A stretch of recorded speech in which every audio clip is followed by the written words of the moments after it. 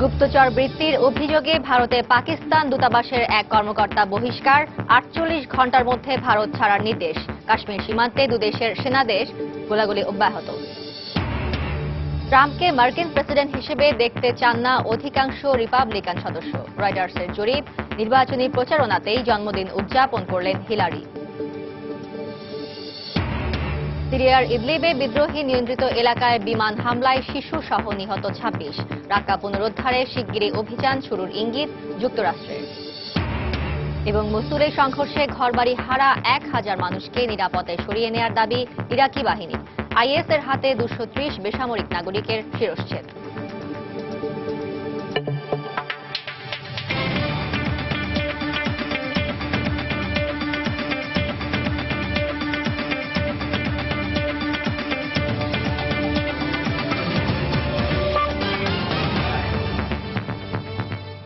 আন্তর্জাতিক সময়ের সঙ্গে আছি আমি ফারজানা মুমু। গুপ্তচর বৃত্তির অভিযোগে ভারতে পাকিস্তান দূতাবাসের এক কর্মকর্তাকে বহিষ্কার করেছে নয়াদিল্লি। বৃহস্পতিবার মোহাম্মদ আখতার নামের ওই কূটনীতিককে জিজ্ঞাসাবাদের পর তাকে ৪৮ ঘণ্টার মধ্যে ভারত ছাড়তে বলা হয়েছে। এ বিষয়ে পাকিস্তান সরকারের পক্ষ থেকে আনুষ্ঠানিক কোনো প্রতিক্রিয়া দেখানো হয়নি। এর মধ্যেই কাশ্মীর সীমান্তে পাক সেনাদের গোলাগুলি অব্যাহত আছে।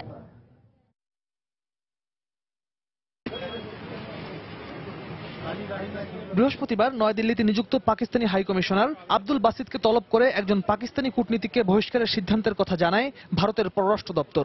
মোহাম্মদ আখতার নামের ওই দূতাবাস কর্মকর্তার বিরুদ্ধে গুপ্তচর বৃত্তির অভিযোগ আনা হয়েছে। এর আগে তাকে জিজ্ঞাসাবাদের পর ছেড়ে দেয় পুলিশ। এরই মধ্যে মোহাম্মদ আখতার নামের ওই কূটনীতিককে রাষ্ট্রীয় গোপন তথ্য দেওয়ার অভিযোগে রাজস্থান থেকে দুজনকে গ্রেফতার করেছে নিরাপত্তা বাহিনী। দুদেশের মধ্যে কূটনৈতিক টানাপোড়েনের মধ্যেই কাশ্মীর সীমান্তে একে অপরের বিরুদ্ধে যুদ্ধবিরতি লঙ্ঘনের অভিযোগ করেছে ভারত পাকিস্তান। বুধবার পাক সেনাদের গুলিতে ভারতের ৬ বেসামরিক নাগরিক আহত হয় বলে জানায় নয়াদিল্লি। পাকিস্তানি সেনারা কোনো উস্কানি ছাড়াই আরএসপুরা সেক্টরে গুলি ছোড়ে। এতে আমাদের বেশ কয়েকজন নাগরিক আহত হয়। তাদের প্রাথমিক চিকিৎসা দেয়া হচ্ছে। এদিকে বৃহস্পতিবার পাক সামরিক বাহিনী জানায় ভারতীয় সেনারা গুলি ছোড়ার পরই পাল্টা গুলি চালায় পাকিস্তানি রেঞ্জার্স। বিএসএফ সদস্যদের গুলিতে অন্তত ৫ জন বেসামরিক নাগরিক আহত হয় বলেও দাবি পাকিস্তানের। ডোনাল্ড ট্রাম্প মার্কিন প্রেসিডেন্ট নির্বাচিত হোক তা চান না অধিকাংশ রিপাবলিকান সদস্য। সম্প্রতি সংবাদ সংস্থা রয়টার্স ও গবেষণা প্রতিষ্ঠান ইপসোস পরিচালিত যৌথ জনমত জরিপে দেখা যায় ৪১% রিপাবলিকান তাদের দলীয় প্রার্থীর চেয়ে হিলারিকে প্রেসিডেন্ট হিসেবে দেখতে চান। জরিপ অনুযায়ী রিপাবলিকানদের মাঝেই হিলারির সমর্থন রয়েছে ট্রাম্পের চেয়ে শতকরা ১ ভাগ বেশি। বুধবার ফ্লোরিডায় আয়োজিত নির্বাচনী প্রচারণায় অংশ নিয়ে নিজের ৬৯তম জন্মদিন উদযাপন করেছেন ডেমোক্র্যাট প্রার্থী হিলারি ক্লিন্টন। ইসরায়েলের সুরক্ষা নিশ্চিত করতে ইসরায়েলি আমেরিকানদের ভোট দেবার আহ্বান জানিয়েছেন ট্রাম্প। মার্কিন প্রেসিডেন্ট নির্বাচনের মাত্র ২ সপ্তাহ আগে ব্যবসা প্রতিষ্ঠান চালু করলেন ডোনাল্ড ট্রাম্প। নির্বাচনী প্রচারণার মাঝেই বুধবার ওয়াশিংটন ডিসিতে পারিবারিক একটি রেস্টুরেন্টের আনুষ্ঠানিক উদ্বোধন করেন মার্কিন এই ধনকুবের। আর এতে রাজনৈতিক অঙ্গনে সৃষ্টি হয় সমালোচনার ঝড়। নির্বাচনী প্রচারণার মাঝেই বুধবার নিজের ৬৯তম জন্মদিন উদযাপন করেন ডেমোক্র্যাট প্রার্থী হিলারি ক্লিন্টন। এদিন ফ্লোরিডায় আয়োজিত এক নির্বাচনী সভায় প্রতিদ্বন্দ্বী প্রার্থীর রেস্টুরেন্ট চালুর সমালোচনা করেন হিলারি। এ সময় ট্রাম্পের ব্যবসায়ী নীতি শ্রমিক বান্ধব নয় বলে অভিযোগ করেন তিনি। যুক্তরাষ্ট্রের অর্থনীতিতে ভুল সিদ্ধান্ত গ্রহণকারী হিসেবে কুখ্যাতি রয়েছে ডোনাল্ড ট্রাম্পের। তিনি শ্রমিক ও ঠিকাদারদের বেতন দিতে অস্বীকার করেন। অল্প মূলধনের ব্যবসা বন্ধ করে দেয়ায় স্বল্প পুঁজির ব্যবসায়ীরা ক্ষতিগ্রস্ত হয়েছেন। রিপাবলিকান প্রার্থী হলেও দলীয় সদস্যদের আকণ্ঠ সমর্থন পেতে ব্যর্থ হয়েছেন ট্রাম্প।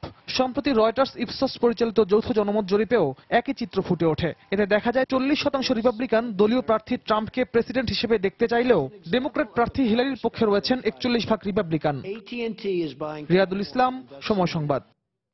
সিরিয়ার ইদলিবে বিদ্রোহী নিয়ন্ত্রিত এলাকায় বিমান হামলায় নিহত হয়েছে শিশুসহ অন্তত ২৬ জন। আসাদ সরকারের বিরুদ্ধে দেশটির বেসামরিক নাগরিকদের উপর রাসায়নিক অস্ত্র ব্যবহারের অভিযোগ পুরোপুরি ভিত্তিহীন উল্লেখ করে তা প্রত্যাখ্যান করেছে দামেস্ক।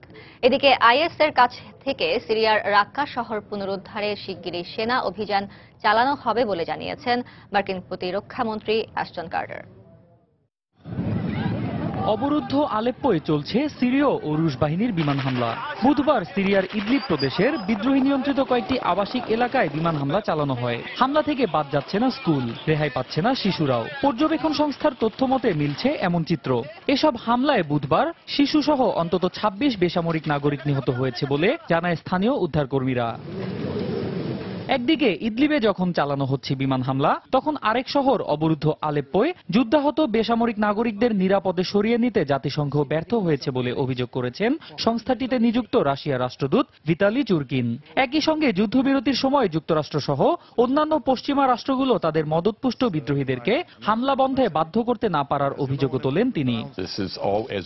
এই যখন অবস্থা, তখন মার্কিন প্রতিরক্ষামন্ত্রী অ্যাশটন কার্টার জানালেন, ইরাকের মসুল পুনর্দখলের আগেই আইএসের কাছ থেকে সিরিয়ার রাক্কা শহর পুনরুদ্ধারে আগামী কয়েক সপ্তাহের মধ্যেই সেনা অভিযান শুরু করা হবে। বুধবার ব্রাসেলসে ন্যাটোভুক্ত দেশগুলোর প্রতিনিধিদের সঙ্গে বৈঠক শেষে সাংবাদিকদের এ কথা জানান তিনি।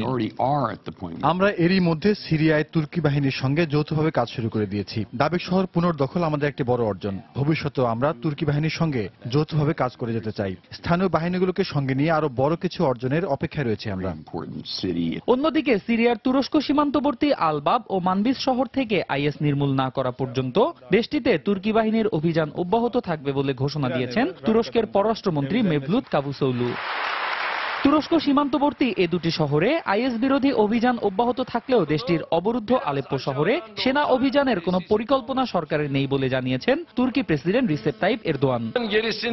আমরা আলেপ্পোয় অবিলম্বে শান্তি চাই। সন্ত্রাস দমনে সবার সম্মিলিত প্রচেষ্টা দরকার। আর এ নিয়ে আমরা আমাদের মিত্র রাষ্ট্রগুলোর সঙ্গে আলোচনা করেছি। কিন্তু আমি বলতে চাই, আলেপ্পো শহরটি আলেপ্পোর জনগণের, আমাদের এখতিয়ারের বাইরে। তাই সেখানে সেনা অভিযান চালানোর কোনো পরিকল্পনা আমাদের নেই। এদিকে সিরীয় সরকারের বিরুদ্ধে দেশটির বেসামরিক নাগরিকদের উপর রাসায়নিক অস্ত্র ব্যবহারের অভিযোগ প্রত্যাখ্যান করেছে দামেস্ক। পশ্চিমাদের এমন অভিযোগ পুরোপুরি ভিত্তিহীন উল্লেখ করে বুধবার তা প্রত্যাখ্যান করে বিবৃতি দেয় সিরিয়ার পররাষ্ট্র মন্ত্রণালয়। সম্প্রতি চতুর্থবারের মতো জাতিসংঘের তদন্ত প্রতিবেদনে আসাদ বাহিনীর বিরুদ্ধে বিমান হামলায় বিষাক্ত ক্লোরিন গ্যাস ব্যবহারের অভিযোগ আনা হয়। অন্যয় কর্মকার, সময় সংবাদ।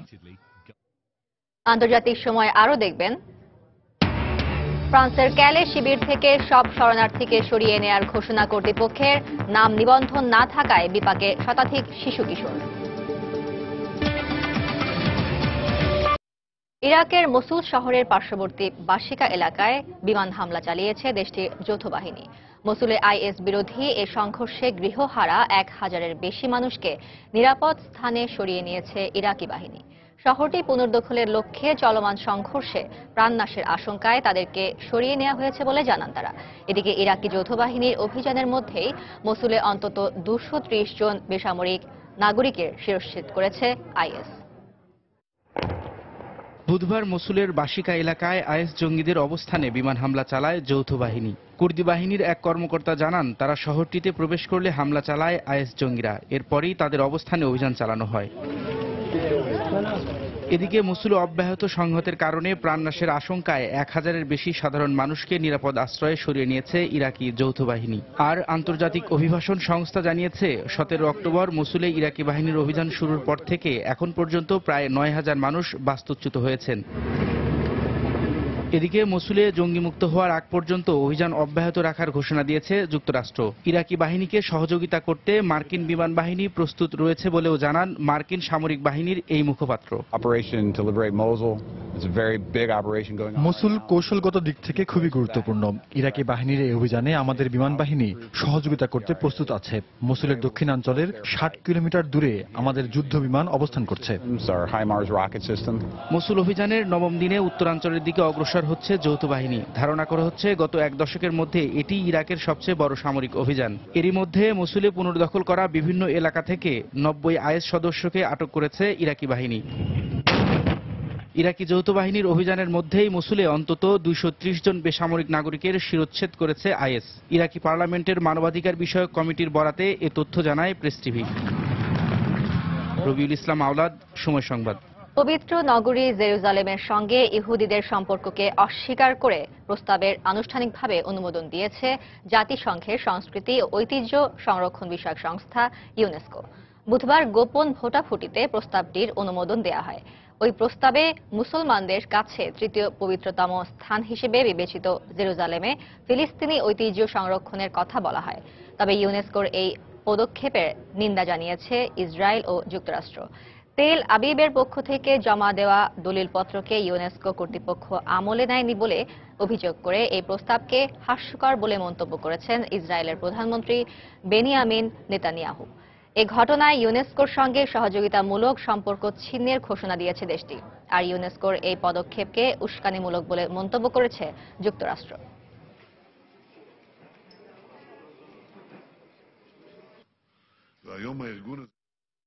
ফ্রান্সের ক্যালে শিবির থেকে সব শরণার্থীকে সরিয়ে নেয়ার কথা জানিয়েছে কর্তৃপক্ষ। এখানকার আশ্রিতদের ৫,৫০০ মানুষকে দেশের বিভিন্ন শরণার্থী কেন্দ্রে পাঠানো হলেও নাম নিবন্ধন না থাকায় শতাধিক শিশু কিশোর বিপাকে পড়েছে। এর পেছনে কর্তৃপক্ষের গাফিলতিকে দুষছে শিশু অধিকার কর্মীরা। অভিবাসীদের জোরপূর্বক উচ্ছেদের ঘটনায় তীব্র নিন্দা জানিয়ে তাদের যুক্তরাজ্যে আশ্রয় দেওয়ার দাবি জানিয়েছে বিভিন্ন মানবাধিকার সংগঠন। দাউ দাউ করে পড়ছে ফ্রান্সের ক্যালের জঙ্গল শরণার্থী শিবির। গত মাসে ফরাসি প্রেসিডেন্ট ফ্রাঁসোয়া ওলাদ শিবিরটি সম্পূর্ণ বন্ধ করে দেওয়ার নির্দেশ দিলে সোমবার থেকে উচ্ছেদ অভিযান শুরু করে কর্তৃপক্ষ। ক্যাম্প ছাড়ার সময় অভিবাসীদের কেউ কেউ আগুন ধরিয়ে দিলে তা চতুর্দিকে ছড়িয়ে পড়ে। আগুন নিয়ন্ত্রণে বেগ পেতে হয় দমকল কর্মীদের। আগুন ধরানোর দায়ে এ পর্যন্ত 4 অভিবাসীকে আটক করা হয়েছে। ঐতিহ্য অনুযায়ী এসব অভিবাসী নতুন কোথাও গেলে পুরনো বাড়িতে আগুন ধরিয়ে দেয়। এতে সৌভাগ্য আসে বলে তাদের বিশ্বাস, কিন্তু তাদের এই বিশ্বাসের কারণে আমাদের অনেক ক্ষতি হয়েছে। পরে বুধবার শিবিরটিকে আনুষ্ঠানিকভাবে খালি ঘোষণা করেন কর্তৃপক্ষ। এরই মধ্যে শিবির অপসারণ অভিযানে মাঠে নেমেছে বিশেষ বাহিনী। মোতায়েন রয়েছে সহস্রাধিক পুলিশ। তবে এখনও ওই শিবিরটিতে 2 শতাধিক অভিবাসী রয়ে গেছে বলে জানায় বিবিসি। ব্রিটেনে যেতে মরিয়া এসব অভিবাসীকে বাধ্য হয়ে খোলা আকাশের নিচে ঠাঁই নিতে হয়েছে। 2 বছর ধরে এখানে পড়ে আছি। আমার লক্ষ্য যুক্তরাজ্য যাওয়া। তার আগ পর্যন্ত ক্যালে থেকে নড়ব না। এ পর্যন্ত ৫,৫০০ শরণার্থীদের বাসে করে ফ্রান্সের বিভিন্ন স্থানের 450 নিবন্ধিত শিবিরে পাঠানো হয়েছে। স্থান সংকুলান না হওয়ায় তাদের মধ্যে ১৫০০ অভিবাসী আশ্রয় নেয় ক্যালের পরিত্যক্ত কন্টেইনারে। তবে নাম নিবন্ধন না থাকায় আশ্রয় মিলছে না 2 শতাধিক শিশু কিশোরের। ঘিঞ্জি ও অস্বাস্থ্যকর পরিবেশের কারণে শরণার্থী শিবিরটি অনেক আগে থেকেই তুলে দেওয়ার দাবি জানিয়ে আসছিলেন ডানপন্থী রাজনীতিক ও স্থানীয়রা। শিবিরটি খালি ঘোষণার পর তারা স্বস্তি প্রকাশ করেন। আমরা যুদ্ধ বিধ্বস্ত দেশ থেকে আসা শরণার্থীদের আশ্রয় দিতে চাই, কিন্তু আর্থিক সচ্ছলতার জন্য যারা আসতে চাচ্ছেন তাদেরকে বাধা দিতে হবে। অন্য ধনী রাষ্ট্রগুলো রীতিমতো হাত পা গুটিয়ে আছে, আমরা অন্তত তেমন নই। এদিকে ক্যালের অভিবাসী শিশুদের ব্রিটেনে আশ্রয় দেওয়ার দাবিতে বুধবার লন্ডনের টেমস নদীর তীরে সেন্ট পলস ক্যাথিড্রালের সামনে জড়ো হন মানবাধিকার সংগঠন লাইফ ইন অ্যাকশনের শতাধিক কর্মী। লাল রঙের কিউপিড হাতে তাদের সঙ্গে সংহতি প্রকাশ করেন মডেল লিলি কোলেও। সঞ্জনা চৌধুরী, সময় সংবাদ। আন্তর্জাতিক সময়ে আরো যা দেখবেন। ব্রেক্সিটের পর ব্রিটেনে ছড়িয়ে পড়ছে হেইট ক্রাইম। শিকার হচ্ছেন অভিবাসীরা। বর্ণ ও ধর্ম বিদ্বেষমূলক অপরাধ দমনে কঠোর হুঁশিয়ারি ব্রিটিশ শীর্ষ মন্ত্রীদের। অবৈধভাবে ইউরোপ যাওয়ার পথে এবছর ভূমধ্যসাগরে পানিতে ডুবে রেকর্ড সংখ্যক অভিবাসীর মৃত্যু হয়েছে বলে জানিয়েছে জাতিসংঘ শরণার্থী বিষয়ক সংস্থা UNHCR। সম্প্রতি সংস্থাটির প্রকাশিত এক প্রতিবেদনে জানানো হয়, এবছর এই পর্যন্ত ভূমধ্যসাগরে পানিতে ডুবে ৩,৮০০ অভিবাসীর মৃত্যু হয়েছে, যা এরই মধ্যে ছাড়িয়ে গেছে গত বছরকে। 2015 সালে এই সংখ্যা ছিল ৩,৭৭১। প্রতিবেদনে আরও বলা হয়, মানব পাচারকারীরা সাম্প্রতিক সময়ে রাবারের নৌকা ব্যবহার করায় নৌকাডুবির ঘটনা ঘটছে আগের চেয়ে অনেক বেশি। এদিকে বুধবারও ভূমধ্যসাগরের লিবিয়া উপকূল থেকে অভিবাসী নৌকা থেকে অন্তত 25 জনের মৃতদেহ উদ্ধার করা হয়। এছাড়াও জীবিত উদ্ধার করা হয় আরও অন্তত 100 জনকে। ভেনেজুয়েলায় সরকার বিরোধী বিক্ষোভে পুলিশের সঙ্গে সংঘর্ষে গুলিবিদ্ধ হয়ে এক পুলিশ নিহত এবং অন্তত 20 বিক্ষোভকারী আহত হয়েছে। এছাড়া আটক করা হয়েছে আরও 80 জনকে। স্থানীয় মানবাধিকার সংগঠনের বরাত দিয়ে বিবিসি জানায়, বুধবার দেশটির রাজধানী কারাকাস সহ পশ্চিমাঞ্চলীয় স্যান ক্রিস্টোবাল এবং মারাকাইবো শহরে মাদুর সরকারের বিরুদ্ধে চলা বিক্ষোভে সমাবেশে পুলিশের সঙ্গে সংঘর্ষের ঘটনা ঘটে। এ সময় পরিস্থিতি নিয়ন্ত্রণে পুলিশ গুলি চালায় বলেও জানায় প্রত্যক্ষদর্শীরা। এতে অন্তত 3 বিক্ষোভকারী গুলিবিদ্ধ হয় বলে জানা গেছে। ভেনেজুয়েলার প্রেসিডেন্ট নিকোলাস মাদুরোকে ক্ষমতা থেকে সরাতে আয়োজিত গণভোট বাতিলের পর থেকেই দেশটিতে শুরু হয় সরকার বিরোধী বিক্ষোভ। নতুন করে গণভোট আয়োজনের লক্ষ্যে পিটিশন দায়ের করতে এরই মধ্যে অন্তত 2 লাখ মানুষের স্বাক্ষর গ্রহণ করেছেন বিরোধী সমর্থকরা। এদিকে সংবিধান লঙ্ঘনের অভিযোগে মাদুরোর বিচারের পক্ষে মঙ্গলবার ভোট দেন বিরোধী দলীয় পার্লামেন্ট সদস্যরা। Lamentablemente no quiso sacarse y limpiarse esa mancha. Y la justicia será. দক্ষিণ আফ্রিকায় সরকার বিরোধী বিক্ষোভে পুলিশের সঙ্গে বিক্ষোভকারীদের ব্যাপক সংঘর্ষ হয়েছে। বুধবার সরকারি শিক্ষা তহবিল ঘোষণার পরপরই ক্ষোভে ফেটে পড়ে শিক্ষার্থীরা। সরকারের ঘোষিত তহবিল পর্যাপ্ত নয় অভিযোগ করে বিক্ষুব্ধ শিক্ষার্থীরা রাজধানী কেপটাউনে বিক্ষোভ করে। এ সময় পুলিশ বাধা দিলে তাদের লক্ষ্য করে পাথর ছোড়ে বিক্ষোভকারীরা। এতে দুপক্ষের সংঘর্ষ শুরু হলে পরিস্থিতি নিয়ন্ত্রণে রাবার বুলেট ছোড়ে পুলিশ।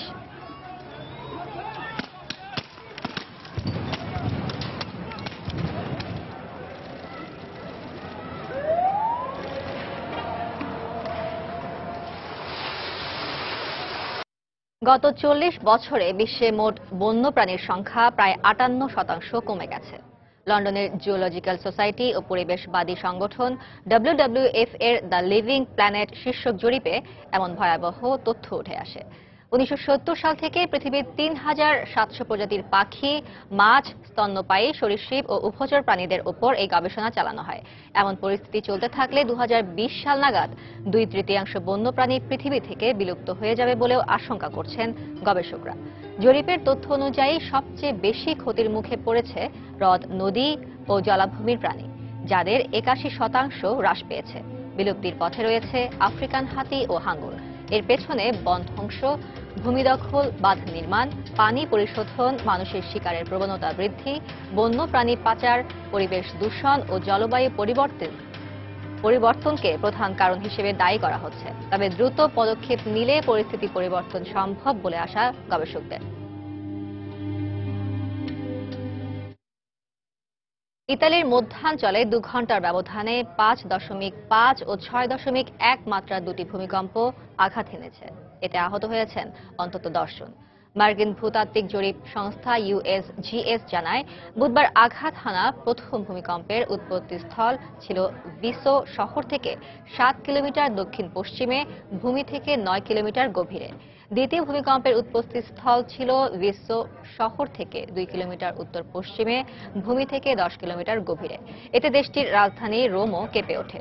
ধসে পড়ে ভিসো শহরের বেশ কিছু ভবন ও কিছু পুরনো গির্জা। ভূমিকম্পের পর বেশ কিছু এলাকায় বিদ্যুৎ সংযোগ বিচ্ছিন্ন হয়ে গেছে। এছাড়া বিশ্ব শহরের সব শিক্ষা প্রতিষ্ঠান বন্ধ ঘোষণা করা হয়েছে বলে জানিয়েছে কর্তৃপক্ষ। চলতি বছরের আগস্ট মাসে ইতালিয়ান বেশ কয়েকটি এলাকায় শক্তিশালী ভূমিকম্প আঘাত হানার পর ব্যাপক ক্ষয়ক্ষতির পাশাপাশি প্রায় 300 মানুষ নিহত হয়।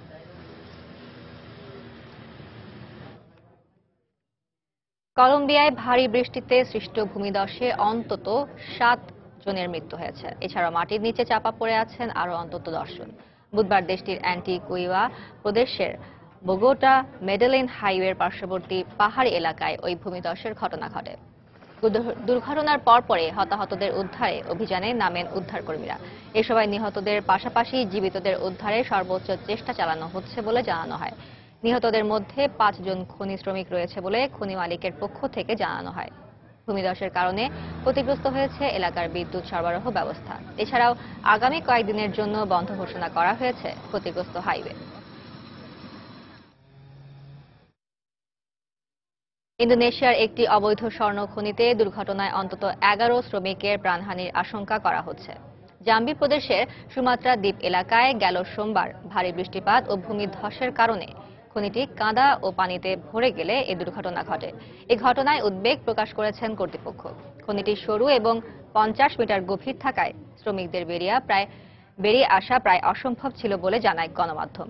খনি থেকে শ্রমিকদের উদ্ধারে অভিযানে নেমেছে বিশেষ বাহিনী। পুলিশের মুখপাত্র জানায়, দুর্ঘটনার সময় খনিতে কর্মরত শ্রমিকের বয়স 21 থেকে 55 বছরের মধ্যে। তারা অপরিকল্পিত উপায়ে খোঁড়াখুড়ি করছিল বলেও অভিযোগ ওঠে। তাদের কেউ কেউ বেঁচে নেই বলে ধারণা করা হচ্ছে। ইউরোপ থেকে যুক্তরাজ্যের বেরিয়ে যাওয়ার পর দেশটিতে হেট ক্রাইম বা ঘৃণাজনিত অপরাধের ভয়াবহ বিস্তার ঘটেছে। পুলিশের তথ্য মতে গত বছরের জুলাই মাসের তুলনায় এবছর ঘৃণাজনিত অপরাধের মাত্রা বেড়েছে 41%। অধিকাংশ ক্ষেত্রে যার শিকার হচ্ছেন অভিবাসীরা। বর্ণ ও ধর্ম বিদ্বেষমূলক এসব অপরাধ দমনে কঠোর হুঁশিয়ারি দিয়েছে ব্রিটিশ শীর্ষমন্ত্রীরা। লন্ডন প্রতিনিধি শোয়েব কবিরের রিপোর্টে বিস্তারিত। গত বছরের জুলাই মাসে ৩,৮৮৬টি হেট ক্রাইম বা বর্ণ ধর্মীয় বিদ্বেষমূলক হামলার ঘটনা ঘটেছিল, কিন্তু এই বছরের জুলাই মাসে এই সংখ্যা বেড়ে দাঁড়ায় ৫,৪৬৮তে। আর বেশিরভাগ ক্ষেত্রে এর শিকার হচ্ছেন অভিবাসীরা। ইউরোপীয় ইউনিয়নে যুক্তরাজ্যে থাকা না থাকা নিয়ে অনুষ্ঠিত গণভোটের ব্রেক্সিটের পক্ষে রায়ের পরপরই দেশটিতে এই ধরনের অপরাধ আশঙ্কাজনক হারে বেড়েছে বলে মনে করেন স্থানীয় বাসিন্দারা। একদিন এক ব্যক্তি আমাকে জনসমক্ষে বলে ওঠেন, আমাদের দেশ থেকে বেরিয়ে যাও। একজন ব্রিটিশ মুসলিম হওয়ার কারণে কেউ এত বাজে মন্তব্য করবে ভাবতেও পারিনি।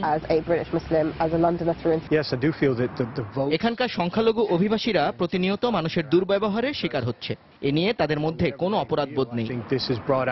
পুলিশের তথ্য মতে 2015 এবং 16 সালে ব্রিটেনে 62,518টি হেট ক্রাইম সংঘটিত হয়, যা কিনা বিগত বছরগুলোর তুলনায় 19% বেশি।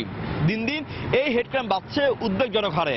এমনকি অতি সম্প্রতি হেট ক্রাইমের নির্মমতার শিকার হয়ে প্রাণ হারাতে হয় 40 বছর বয়স্ক পোল্যান্ডের এক নাগরিককে। হেট ক্রাইম বন্ধে ব্রিটিশ সরকার ও পুলিশ জিরো টলারেন্স নীতিতে কাজ করছে বলে দাবি কর্তৃপক্ষের। এই ধরনের অপরাধ দমনে কোনো ছাড় দেওয়া হবে না বলে জানান ব্রিটিশ হোম সেক্রেটারি এবং লন্ডনের ডেপুটি মেয়র। এটা খুবই উদ্বেগের বিষয় যে হেট ক্রাইম দিন দিন বেড়েই চলেছে। এই অপরাধ দমনে পুলিশ বিভাগীয় কমিশনারের সঙ্গে আলোচনার ভিত্তিতে আমরা জিরো টলারেন্স নীতি গ্রহণ করেছি। হেট ক্রাইমের পেছনে কোনো কারণ বা যুক্তি থাকতে পারে না। ঘটনা ছোট হোক বা বড়, এই অপরাধ আমরা দূর করবই। হেট ক্রাইম প্রতিরোধে ইতিমধ্যে স্থানীয় পুলিশের পক্ষ থেকে মসজিদে মসজিদে গিয়ে বিশেষ প্রচারণা কার্যক্রম চালু করা হয়েছে।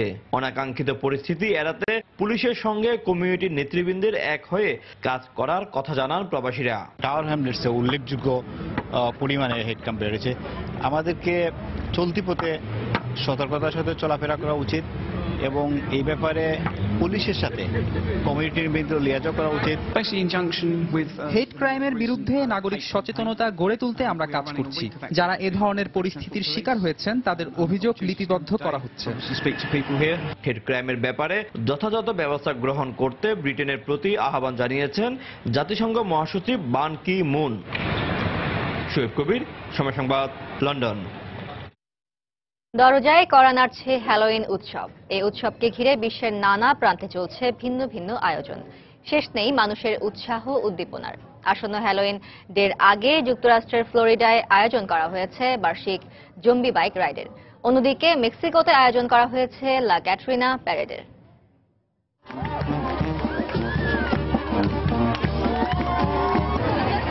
মেক্সিকো সিটির এই স্বাধীনতা স্মৃতি চত্বর যেন পরিণত হয়েছে ভুতুরে চত্বরে। মৃতরা সবাই উঠে এসেছে কবর থেকে। আসছে হ্যালোইনের আগে আয়োজিত লা ক্যাটরিনা বা এলিগেন্ট স্কাল উপলক্ষেই এই ভিন্ন ধর্মী আয়োজন। প্রতি বছর হ্যালোইনের আগে লা ক্যাটরিনা উদযাপন করা হয়। ঐতিহ্য অনুযায়ী এই দিনটিতে লোকজন তাদের পরিবারের মৃত মানুষদের স্মরণ করে। এছাড়া এই দিনে মেক্সিকানরা দরিদ্রদের মাঝে কাপড় বিতরণ করে। এটা খুবই জরুরি আমাদের দেশের সংস্কৃতি এবং ঐতিহ্যকে ধরে রাখার জন্য। হ্যালোইন ডে অনেক জনপ্রিয়, কিন্তু এই দিবসটি মেক্সিকান সংস্কৃতি ও ঐতিহ্যের অংশ হলেও দিন দিন হারিয়ে যেতে বসেছে। আর তাই এই ঐতিহ্যকে ধরে রাখতে কেবল আমি নই, আমার সন্তানদেরও এখানে নিয়ে এসেছি। হ্যালোইন ডের আগে এক প্যারেডের আয়োজন করা হয় যুক্তরাষ্ট্রের ফ্লোরিডায়ও। কি ওয়েস্ট এলাকায় আয়োজিত প্যারেডে ভুতুরে বেশে অংশ নেয় 8,000-এর বেশি মানুষ, তবে পায়ে হেঁটে নয়, মোটরসাইকেলে চড়ে। এবারে জম্বি বাইক রাইডের থিম নির্ধারণ করা হয় political voodoo and ballot box barbarian. আসন্ন মার্কিন নির্বাচনের কারণেই এই থিম নির্বাচন করা হয়েছে বলে জানিয়েছেন আয়োজকরা। শিরিন আক্তার, সময় সংবাদ। জমকালো আয়োজনের মধ্য দিয়ে শুরু হয়েছে 29তম টোকিও আন্তর্জাতিক চলচ্চিত্র উৎসব 2016। মনোজ্ঞ উদ্বোধনী অনুষ্ঠানে উপস্থিত ছিলেন জাপানের প্রধানমন্ত্রী সহ বিনোদন জগতের জনপ্রিয় সব তারকারা। লাল গালিচায় তারার মেলা, রাতের এই মঞ্চ আরো আলোকিত হয়ে ওঠে 3বারের অস্কার বিজয়ী বিখ্যাত অভিনেত্রী মেরিল স্ট্রিপের উপস্থিতিতে। দর্শকদের মাঝেও ছিল তাদেরকে ঘিরে ব্যাপক রোমাঞ্চকতা। এ সময় ভক্তদের সঙ্গে নিজের অভিনীত সিনেমা ফ্লোরেন্স ফোস্টার জেনকিন্স নিয়ে কথা বলেন মেরিল স্ট্রিপ। বাস্তব কাহিনী নিয়ে নির্মিত তার এই চলচ্চিত্রটি এরই মধ্যে দর্শকদের মাঝে ব্যাপক সাড়া ফেলেছে। আমার দর্শকদের জন্য এই সিনেমাটি অন্যরকম ভাবে সাজানো হয়েছে। এটি একটি মজার এবং অদ্ভুত ভালোবাসার গল্প। ফেস্টিভ্যালের মধ্যমণি ছিলেন জাপানের প্রধানমন্ত্রী শিনজো অ্যাবে। লাল গালিচার সংবর্ধনা দিয়ে শুরু করা হয় টোকিওর এবছরের জাপান ফিল্ম ফেস্টিভ্যালের আনুষ্ঠানিক যাত্রা। পার্লামেন্টের লাল গালিচা সংবর্ধনার চাইতে টোকিও আন্তর্জাতিক ফিল্ম ফেস্টিভ্যালের এই আয়োজন আমাকে বেশি রোমাঞ্চিত করেছে। অনুষ্ঠানে ভিন্ন মাত্রা এনেছিল মিষ্টি কুমড়া বহনকারী একদল মডেলের মঞ্চে আগমন। নিপুণ কারুকার্য খচিত মিষ্টি কুমড়াগুলো নানা ঢঙে দর্শকের সামনে উপস্থাপন করেন তারা। গেল বছর টোকিওর আন্তর্জাতিক ফিল্ম ফেস্টিভ্যালে বিশ্বের 86টি দেশের 1400টি চলচ্চিত্র জমা দেওয়া হয়। 10 দিন ব্যাপী টোকিও আন্তর্জাতিক ফিল্ম ফেস্টিভ্যাল চলবে আগামী 3 নভেম্বর পর্যন্ত। আফরিন জেরিন, সময় সংবাদ। এই পর্যায়ে আবারও জানিয়ে দিচ্ছি আন্তর্জাতিক সময়ের শীর্ষ সংবাদগুলো। গুপ্তচর বৃত্তির অভিযোগে ভারতে পাকিস্তান দূতাবাসের এক কর্মকর্তা বহিষ্কার। 48 ঘন্টার মধ্যে ভারত ছাড়ার নির্দেশ। কাশ্মীর সীমান্তে দুদেশের সেনাদের গোলাগুলি অব্যাহত। ট্রাম্পকে মার্কিন প্রেসিডেন্ট হিসেবে দেখতে চান না অধিকাংশ রিপাবলিকান সদস্য, রয়টার্সের জরিপ। নির্বাচনী প্রচারণাতেই জন্মদিন উদযাপন করলেন হিলারি। সিরিয়ার ইদলিবে বিদ্রোহী নিয়ন্ত্রিত এলাকায় বিমান হামলায় শিশু সহ নিহত 26। রাক্কা পুনরুদ্ধারে শিগগিরই অভিযান শুরুর ইঙ্গিত যুক্তরাষ্ট্রের। এবং মসুলের সংঘর্ষে ঘরবাড়ি হারা 1000 মানুষকে নিরাপদে সরিয়ে নেয়ার দাবি ইরাকি বাহিনীর। আইএস এর হাতে 230 বেসামরিক নাগরিকের শিরশ্ছেদ। এই ছিল আন্তর্জাতিক সময়ে। যে কোনো খবর পেতে ভিজিট করুন সময় নিউজ.টিভি। সঙ্গে থাকুন সময়ের।